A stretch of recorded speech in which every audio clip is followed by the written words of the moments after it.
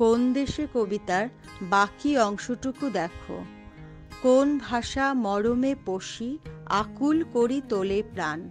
কোন ভাষা কথা বলতে কবি আমাদের মাতৃভাষা বাংলার কথা উনি বলেছেন।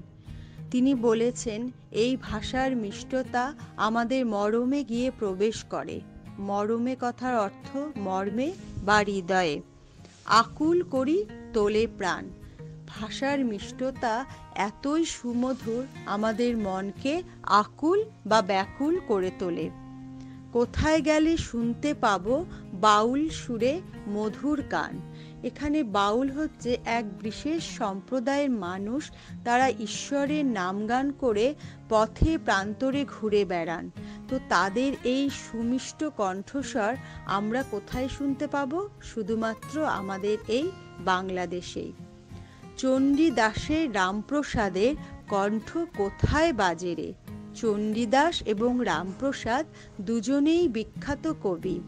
চণ্ডীদাস শ্রীকৃষ্ণ কীর্তন কাব্যের রচয়িতা আর রামপ্রসাদ ভক্তিমূলক গীতের রচয়িতা।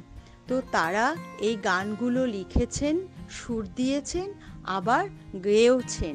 তো এদের যে এই সুমিষ্ট কণ্ঠস্বর আমরা আমাদের দেশেই একমাত্র শুনতে পাই। সে আমাদের বাংলাদেশ আমাদেরই বাংলারে। কোন দেশের দুর্দশায় মোরা সবার অধিক পাইরে দুঃখ।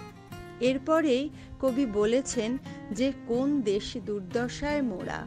আমাদের দেশে যখন দুর্দশা বা দুরবস্থার সৃষ্টি হয়, যেমন মহামারী, খরা, বন্যা, এরকম কিছু বিপদ যখন দেশে আসে, তখন সবচেয়ে দুঃখ আমরা পাই। কারণ আমাদের মাতৃভূমি আমাদের মায়ের সমান। কোন দেশের গৌরবের কথায় বেড়ে ওঠে মোদের বুক।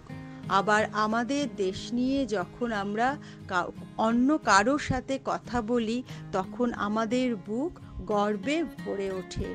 কারণ আমরা আমাদের মাতৃভূমিকে এত ভালোবাসি আর শ্রদ্ধা করে থাকি। মোদের পিতৃ পিতামহের চরণ ধুলি কোথায় রে। আমাদের দেশে পিতৃ কথার অর্থ হচ্ছে বাবা, আর পিতামহ কথার অর্থ হচ্ছে ঠাকুরদা।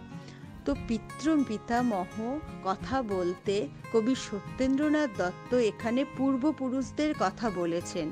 তারা আমাদের এই দেশে জন্মগ্রহণ করেছেন, আর আমাদের মাঝে তারা না থাকলেও তাদের চরণ ধুলি বা পায়ের ধুলো আমরা সবসময়ই স্পর্শ করতে পারি।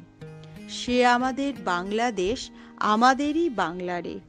সে শুধুমাত্র আমাদের এই দেশ বা বাংলাদেশেই সম্ভব। কবি সত্যেন্দ্রনাথ দত্ত একজন দেশপ্রেমিক কবি। তিনি এই কবিতাটি তার মাতৃভূমিকে উদ্দেশ্য করেই লিখেছিলেন।